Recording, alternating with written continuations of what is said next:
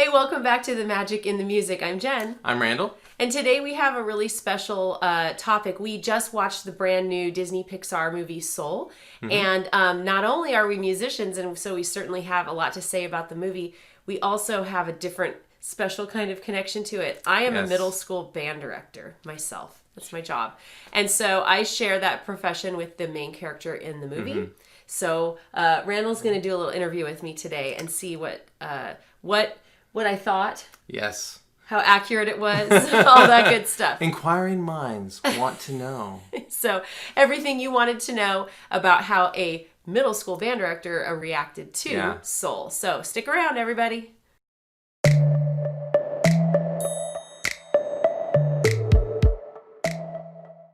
So question number 1. Okay. How accurate was this movie portraying a middle school band director?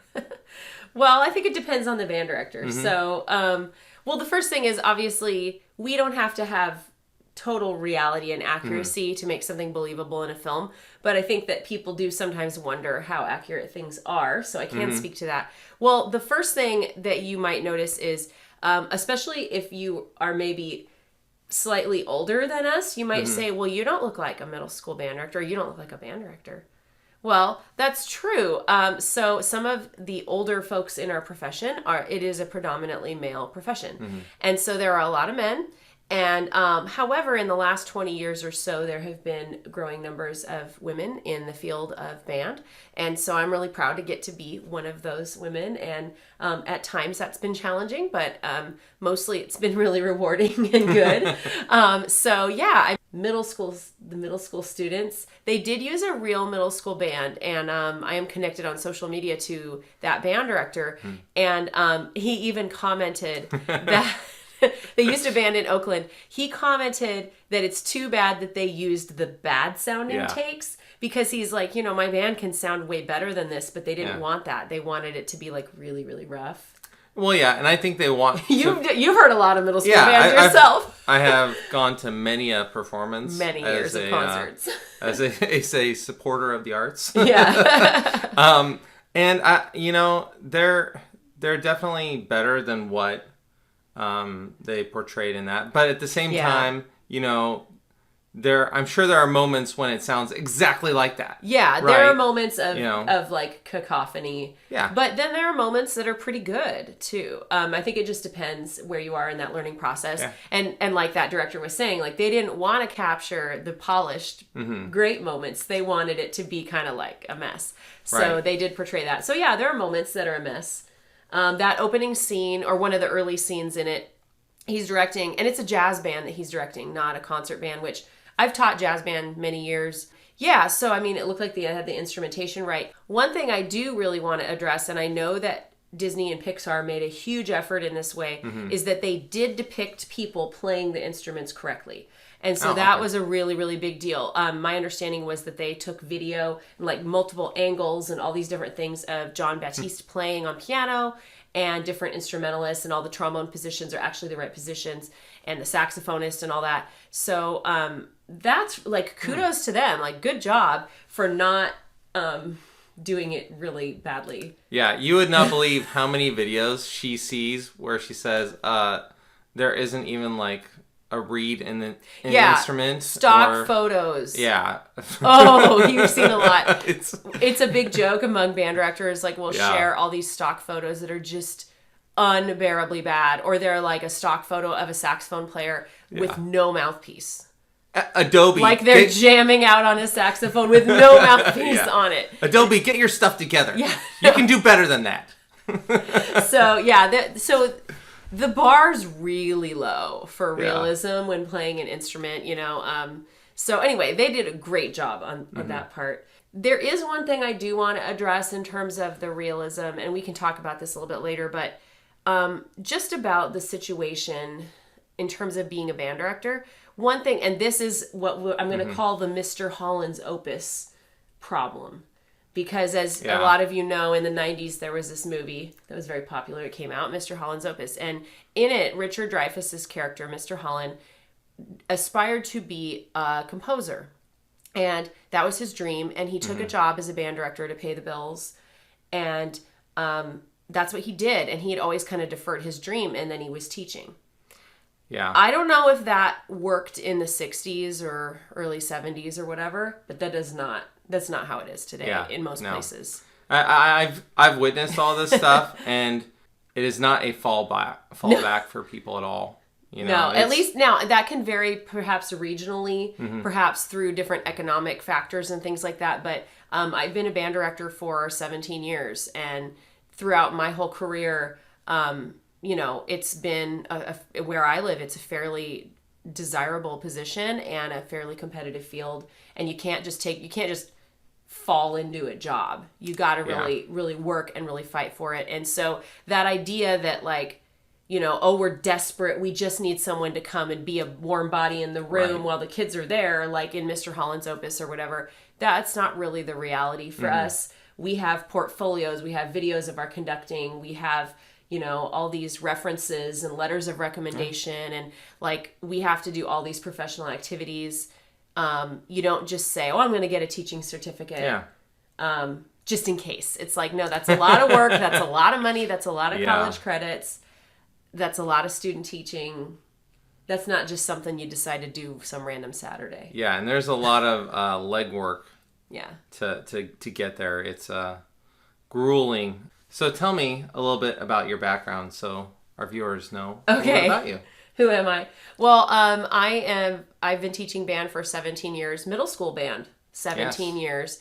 And so I got my Bachelor of Arts. I got my Bachelor of Music and Music Performance, which for me was flute. That's my main instrument. And I have my degree actually in music performance on flute. And then I did a master's degree several years back. Gosh, it's been 10 years now. I did a master's degree in conducting, instrumental conducting, and studied a lot about education too. And then I've now had national board certification two separate times.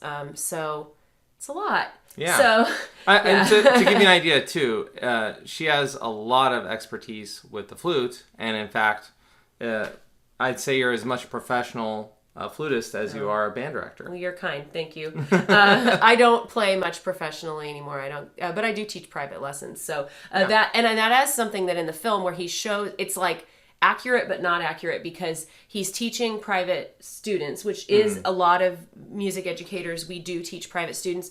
It is very rare that you would teach your own student. And I've had one or two situations where that came up, but it was on my primary instrument. So it was really weird that he played piano, but then he was giving private lessons to a trombone player. That is something that's a lot less common. It's a lot less common to have someone who plays piano as their main instrument. I don't personally know a band director whose main instrument is piano, who doesn't also have a super high level of proficiency on a wind instrument. There are some percussionist band directors, and they can be very good, but the vast majority of band directors are wind players, meaning they play a brass or woodwind instrument, which I do. And if you were to look at the statistics, the most common instruments that a band director would play would be trumpet, saxophone, then maybe trombone, horn, some tuba, some clarinet, and then flute, sometimes double reeds occasionally, percussion occasionally. I do know one guitar player who is a band director. Oh yeah, that's right. But that's pretty rare. So that'd be a rare situation. So it's a little bit of a head scratcher. Oh, he plays piano, but he's teaching band. I'm like, why? Yeah. Well, I think I kind of understand it though too, because it's a good vehicle for, him to perform. Yeah. Right. Yeah. I mean, there's definitely liberties being taken. Oh, sure. And I can see where as a pianist, you have a lot of expression in the character. You still have the full facial expression and all this kind of stuff. Whereas playing a wind instrument, your face is engaged in creating an embouchure and making tone and all those other things. So you can't, you can emote with your eyes a little bit, but your physical expression is a little more limited. So I could see where animators would want the whole head to be able to emote. Yeah, because if you're doing a trumpet, it's kind of there's a big thing in front trumpet. of you. Look at this trumpet hand position. If you're doing a trumpet, if you're playing the flute, this is backwards in the wrong way. What do I do with my hands? Well, here, I'll show you. Hang on. Do that again. I literally just like have a trumpet like in the other corner over there. No. And then you're just going to hold the weight of it there. This hand, you're going to make a letter C. Want to make a sound? That's just me kind of Hold on. Okay. Well, we'll work on that. So, on a scale of 1 to 10, how realistic is it for a middle school band director? I'd say like maybe a 7. 7? Like, okay. It's pretty good. They made an effort, you know. Yeah, they made an effort, but there are some issues, like little kind of issues with the story, you know, but yeah. I'll get to that a little bit later. But they tried, and the fact that they really tried to get the mechanics of playing the instruments right. Yeah. Really good job there, because that's a lot of work. Yeah. To animate that. It is very easy to screw that up, especially when you've got like a bunch of instruments and, you know, they're all over the place. Yeah. In the part where they're like, oh, they're laying down on the stool and they're like, I forgot my instrument. She was like, that is exactly what it's like. Every day. Every day. Kids forget. Right now, this year, we've been 100% online learning, which that is a whole other can of worms. A whole other challenge for teaching band. But in a normal situation, kids forget their instruments all the time and for like the most ridiculous reasons sometimes. Yeah. So, that's realistic. Although there is no way a kid would be laying across a chair. We'd be on that. No. Like, no way. Not allowed. And the kids messing with their instruments, like... But I understand it's for comedic effect. Yeah. And yeah. Yeah. And I will say that the thing where the girl was thinking of quitting, that does ring true. I mean, we have to, like, counsel kids all the time because there are so many... You know, the grass is always greener and every other opportunity or activity around them. And so they always are thinking, well, is this going to be easier? Is this going to be different? Am I going to be better at this other thing? My friend is in this other thing and I want to do it. And so you're often having to like counsel them. And that conversation is like very normal, except for the way that Joe handled the conversation is like super weird. Yeah. Yeah. A little reverse psychology. I might have to try that sometime. But I guess it was really 22. Yeah, it was 22. And when the girl says... By the way, there are spoilers in this. Oh, yeah. Spoiler alert. If you haven't seen the movie, you should not watch this review yet. Go watch the movie first. We haven't spoiled anything yet. We're getting that. Spoilers now. Spoilers are coming. So when he talks to the girl, but it's really 22, and she says, I'm thinking about quitting band. And they're like, yeah, you should do that. I feel like I should... try that with my student. You should totally do that. Yeah, this is like a huge waste of your time. Yeah. Yeah. No, because we don't want to see anybody leave the group. So how did you feel about the story? Like, how did it work for you? You know, I do like it. It's an interesting journey. You know, particularly I thought the part where they're doing the flow. You know, where if you're performing... Oh, in the zone. In the zone. Is it they flow, use in the zone, right? Zone, flow. I don't know. The flow zone. Yeah. You know, I feel like that is very... I can identify with that, you know. It's very good to kind of be like, okay, you know, you practice something a million times, and then once you're actually doing it, you're kind of on autopilot. And, you know, you don't even have to, like, think about it. It just kind of happens. And that's... a really great experience to have musically, and you know, it's fun. And I will say this: some people are actually against that. I'm not necessarily. I've experienced that a lot, and if you are well prepared for something, you can definitely feel like in that zone. But some people are like, no, you always have to be thinking. Huh? But it's just a difference of philosophy. So yeah, definitely. Just throwing that out there. Yeah. Well, I mean, I think I've also had it happen too, where, you know, I was in the zone and then exactly like in the show, like I got distracted and then I was out of the zone and then you kind of forget where you're at, right? Yeah, you're so engrossed in the moment that you're like, what's going on here? I also refer to it as time travel. Oh, yeah. Because like you don't feel the passage of time the same. Yeah, definitely. Right? Yeah, when you're doing that. You're kind of, it's like you blink and then all of a sudden... And yeah, all this time has gone by or whatever. Our performance is over. Yeah, exactly. So I definitely, I connected with that a lot. So what did you think about the story? So I mostly liked the story. It was weird because like I was wanting so bad to like really, really, really love this and have it be my absolute favorite Disney, Pixar movie. It's not my favorite, but I still think it's really good. Like, I still think they did a really good job. And I think that the effort and, like, the caring and the attention to detail, it was all there. So, and I really did like the message. I felt like I could really connect. And I think a lot of people who are in any discipline that requires a lot of sacrifice, a lot of practice and preparation and skill building, like music does. But it could be anything. I think a lot of us relate to that idea of, like, we've made a lot of sacrifices. This is not just something that we enjoy. It's like a calling. It's like this, when he says like, this is what I'm born to do. I think most musicians, most music teachers feel that we were like born to do this thing and we were born to like share it with other people. On the other hand, it's also a really easy trap to get into where we become so absorbed in that world that we lose sight of like balance in our lives and being healthy with our other relationships and like be taking care of our health and other things like that, because we just let that like kind of slip. Yeah. Because we just are like single-mindedly focused on this one thing. So I thought those were things I could most certainly relate to when you're younger as a musician. I think you have to have a certain level of that like really deep commitment, and then maybe learning how to balance it out with life as you get older.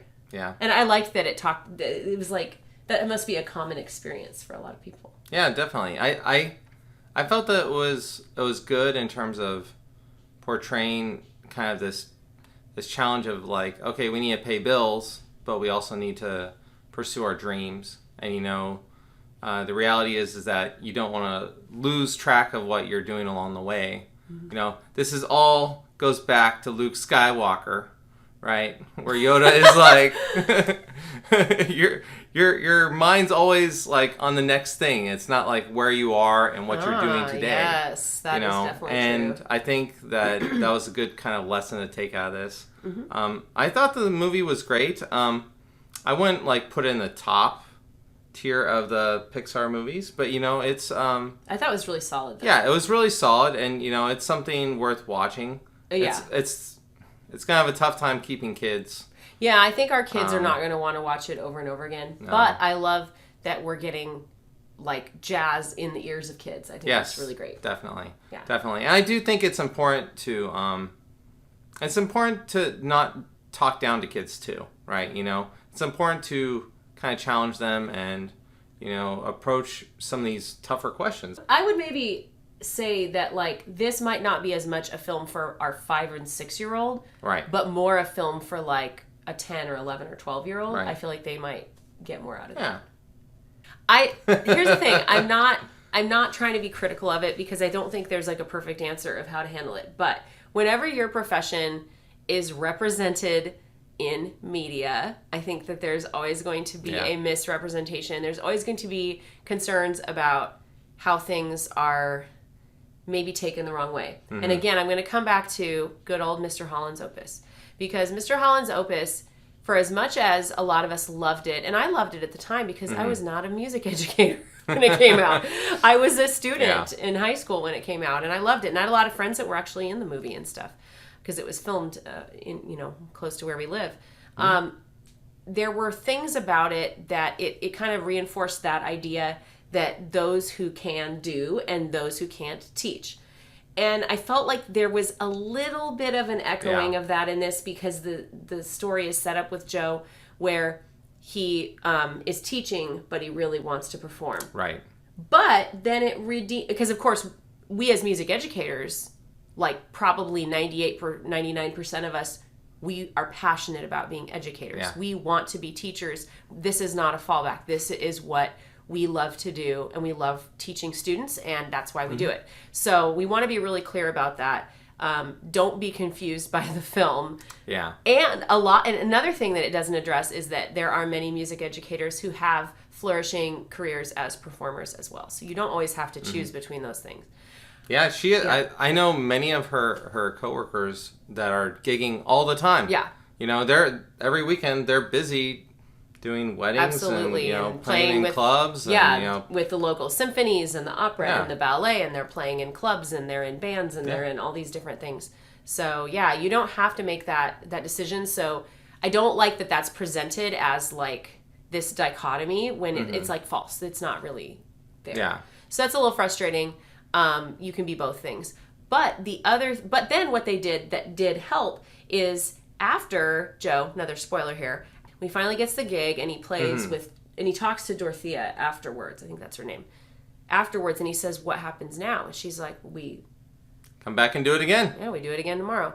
And I think that really resonated for me. I think that resonates for a lot of us who are far enough into our careers that we kind of have a lot of our jobs we've aspired to, and then you're like, okay, well, I made it here. What do I do now? It's like, well, it's your job now. This is your job, and that is one of the dangers when you take something you're passionate about and you make it into a job. So then it's like everything. I mean, I hate to say it, and I hate to be like a little bit of a downer, but everything becomes a job, even if it's that spark that lights you up. Yeah. There are days where it's a job. Yeah, you just got to go out there and pound the pavement. Yeah, when you're engineering, yeah, you're not going. He's an engineer. There are days I'm just doing paperwork instead of jazzing. Emails. You're engineering. No, someday you're just sending emails. They really should have redone this movie with just like engineers. It would have been like, oh, I'm in the flow. I'm making CAD. Click, click. Oh, use click, those click. spreadsheets. Oh man, I made a really great Excel spreadsheet today. I appreciate that. I respect that. No, but yeah, I felt like that they set it up in a way where he was going to have to decide. But then in the end, I do think it addressed this idea that like, that's like, you're here. Yeah. You know, I know people who have like pursued professional jobs as professional performers. And when they got them, they realized that they actually liked the chase, the quest for the job more than they liked the job itself. So that is definitely a common thing. And I think that's got to be present fairly often in the performing arts world. Yeah. I think there's also this thing where with performing, right, you get a performance high. Oh, right. Yeah. Absolutely. And, you know, there's kind of with the flow, you know, you get this performance high and you get that, you know, first 50 times, you know, and when you're like really young, it's like more, it's intense. It's like nerves and stuff. Anxiety, right. And adrenaline. And as you get older and you do more performances, it kind of gets less and less and less, and eventually it's just kind of like, oh, whatever. It's a job. Yeah. Eventually it's a job. Yeah, exactly. The first several dozen concerts you play, or even 100 maybe, like, it's exhilarating and it's exciting. And then maybe when you take on a new challenge and you do something different, or you do it at a different level and you keep ascending, and that the pressure gets greater, but you're better able to cope. And it's really exciting. Your body is now so acclimated to like performing that it's just a job. Now, that can make you able to be a really amazing performer because you're so comfortable that it's routine and the anxiety doesn't impede any of your performance. Yeah. But it can also be kind of a downer because there's a little bit of that high that you enjoyed and it's gone. Yeah. So I do want to say one thing. When the slide comes off the trombone, that is poor trombonesmanship. Oh my goodness. That's not even a word. It's not. It's not even a word. But I love to say it. Come on. It's like his word. Trombonesmanship. Trombonesmanship. There you go. That'll be some nice text here later. Yes, trombonesmanship. Fix it in post. He'll say that. Like, he's like, poor trombonesmanship. I'm like, that's not a thing. Let's talk about the music in this movie, because this is all about the music. Yes. It's all about jazz. He's a jazz musician. They have John Baptiste, who is like amazing. He's great. Oh, yeah. He was awesome. And basically every moment of music from him. Yeah. And, the saxophone player, and they were just wonderful. And I was just totally mesmerized and just kind of totally into it. And then there's the juxtaposition of the other music, which is Trent Reznor and Atticus Ross, I think. And I know it had to be like really different, and it was. Yeah, it's weird because, you know, it's supposed to be otherworldly, and it was otherworldly from jazz. You know, here's the thing. So we got the album first. The album came out several days, almost a week before the film. And I listened to the album a bunch, and I was really challenging myself to like really get into this and really, you know, talk about it musically. Yeah. And every time any of the tracks by John Batiste came on, I was just completely in it. And I'm like, yes, it's great. I'm loving this. And then we get into the other tracks, and it's not that I don't like it. It's just that it's a very different style. It's mostly like electronic music. Feels kind of like serialism, and it's like just a different, it's super different style. Not as much my style that I am into. But then I kind of waited, and I'm like, no, I want to see the film. I want to see this. Because in the album, they feel like a 50-50 thing. Yeah, But in the film, it's not that way. No. I feel that, like, the jazz is right out front, front and center, and here it is. And then the other stuff is just more atmospheric and kind of background. Right. So actually, when I saw it in the film, I'm like, oh, yeah, okay, this like totally works. Yeah. But in the album, it felt like they were trying to be like balanced equally, and I was like, whoa, this feels really strange. Yeah, I would totally agree. Definitely the jazz was front and center. Yeah. In the as it should movie. be. Yeah, and it was. I will just say it's just the album's. I think the album's a little weird. Just kind of in the structure. Yeah, and it's like a lot of like little fragments that never develop. And it should be. I think.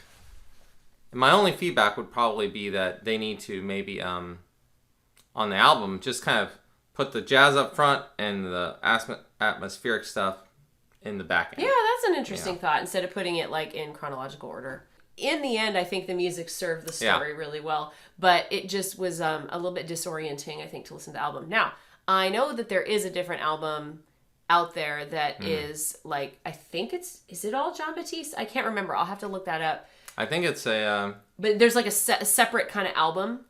An actual album. Yeah. And we don't have that because I didn't see it available readily like on iTunes at the time. It may be now. I know you can order it on like LP. Some people have been kind of debating online. There's a lot of discussion among band directors about our reactions to this. And some people loved it. Some people hated it. Most people are kind of like somewhere in the middle. And one of the questions that's kind of come up is like, was Joe's spark or his thing, was it actually teaching? Was that what they were trying to say with the story? And some people think yes, and some people say no. That like, when you think about it, it's like he actually is really good, and he's coaching 22 and he's teaching 22. Right. So was that actually the spark? But what we don't see is we never see him go back and then like be the teacher. Did he stay teaching? Did he not? We don't know. I mean, that's open-ended, and I guess we can interpret it however we want. But I think a lot of the educators were like, wow, I wish we had seen that actually his spark was teaching music. Right. But then again, they said, no, you don't have a spark. Right. Like, you don't have to have a passion. And I thought, oh, that was maybe one of my favorite things. Because though we are the kind of people who had a thing, like you were all about engineering. Yes. Yes. As a kid, I was all about music too. Like, we knew we wanted to be in somewhere in those disciplines for our professions. But as a teacher, and I've had thousands of students throughout the years, that is not really the norm. Yeah. Most people either take time to find something they're very, very passionate about, or some people just don't. They just live their lives, and that is fine. And I love that the message of the film was that loving being alive, loving life and experiencing life is a passion in its own, and that like you don't have to be like into art or music or engineering or whatever it is, stamp collecting, like whatever your passion is. Like, you don't have to have something that like drives you like it drives us. And that's fine. And I liked that because I know students who I don't want them to feel like 22, that they're less than because they aren't just like us. Yeah. That's okay. But everybody has something else that, they want to do. And, I think it's also tough when there's that intersection of what you love and what your job is. Right. And, I think people always say, oh, your job should be what you love. For me, at least, I find things to love in my job.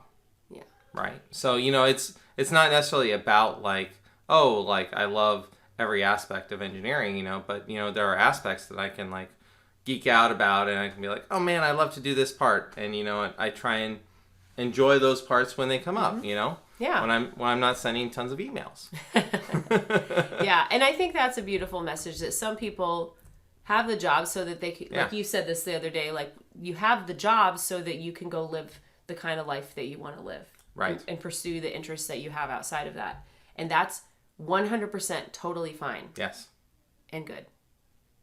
Yeah, I love that message that 22 is perfectly fine. There's nothing wrong with 22. That she doesn't have this thing she's super, super passionate about. She may find it later. She may never. And all of those things are fine. Yeah. Maybe it's just about savoring the pizza. Yeah. Enjoy that pizza. I need less of it, but yeah. And I think that in the end, like, we need all kinds, Yeah. We need people who are going to be so obsessed with certain disciplines that they're going to expand them and grow them and cultivate them. And then we need other people who are like, I want to have a profession or a vocation that furthers my personal goals. Like having a life or a family or, traveling or whatever it is that you want to do with your time, Experiencing the world. Yeah. So I think that those are all really healthy and really good. So in the end, did this do was this a gain or a detriment to music education? I think anything that gets kids more excited about music is good. So I think overall good. Yeah. Also, we have, the protagonist is a person of color in music. That is all really good. And we want that as a role model. And so that's really great. And I thought that was all really good. Yeah, and I mean, I do think I agree with kind of the portrayal of like, oh yeah, music can transport you, Oh yeah, for sure. It's definitely there in music, and that's something that I think really does motivate people, right? Yeah, absolutely. All right, well, it was really fun to get to talk about all this today, and yay! I've been really looking forward to this film, like both excited and like a little bit scared, just because, there's that part of you that's like, oh, this is going to be great. This is this thing that I've literally devoted my life and my career to. Please don't mess it up. Please don't mess it up. Yeah. And so when you had something, if you have something that's like a gross misrepresentation, that would be really upsetting. I don't think that was the case here. I think, sure, there are some subtle things that if a music teacher wrote it might do differently. Yeah. But we also recognize that we are a very, very, very, very small slice of the audience for the movie. What? It wasn't written for middle school band directors? We're not the target audience. For the record, there is a common misconception that being a middle school band director is not the job you want in terms of being a band director. Like that it's the least desirable job. It's actually a really good job. Yes. So there's this perception. People will ask me throughout my career, they've asked, oh, are you ever going to move up and become a high school band director? Oh, no. This is the job I want. This is the job I want. Because high school band directors don't really get paid more than we do. And they have a lot more time commitment than we do. And then a lot of people might ask high school band directors, are you ever going to move up and teach college? And a lot of them, a few might want to, but then a lot of them might say, no, I love doing this. We teach the levels we teach because we love what we do and we love working with our students. Every level of band has a lot of challenges to it. People kind of think, oh, well, they're being a high school band director is like harder, but at the same time, different. It's just very different, right? Absolutely. So if you know a music educator in any discipline, band, orchestra, choir, any of those things, do not ever ask them if they want to move up, okay? Because it is not a ladder and we are not tiers on a cake. And so that's pretty insulting. And even just any teacher, don't ask them if they want to move up. I will tell you, a kindergarten teacher gets paid the same as someone who works with seniors in high school. Okay, so we are all experts at different levels and experts at reaching kids in different ways and building different skill sets. So definitely your teacher friends will appreciate that a lot. So thank you so much for joining us today. It was really fun to get to talk about a brand new Disney movie. Yeah. That doesn't happen every day. There's one thing that is a point that's really driven home by this movie. It's that there's magic in the music. Yes. And we have a title. Woo! If you enjoyed our video today, please hit the like button, hit the subscribe button, and the bell icon. You know all of that stuff. It's all good. Yeah. So join us next time. We look forward to seeing you again. And remember, there's magic in the music. Bye, everybody. Never here. Now. You're much better at it than I am right now. Apparently, I have a Frank Oz voice. And you're going to put your thumb there. Okay. And then you're going to put your first finger right there and leave the rest of them up. Good. Now, just like that. You're going to do it like a V. Kind of like a V there.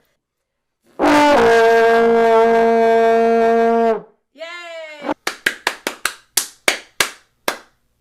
Wait, are we doing it on 2 and 4 or 1 and 3? Looking for more Disney, music, DVC, or family fun? Click the subscribe button and the bell icon so that you're notified every time we upload a new video. Thanks for watching!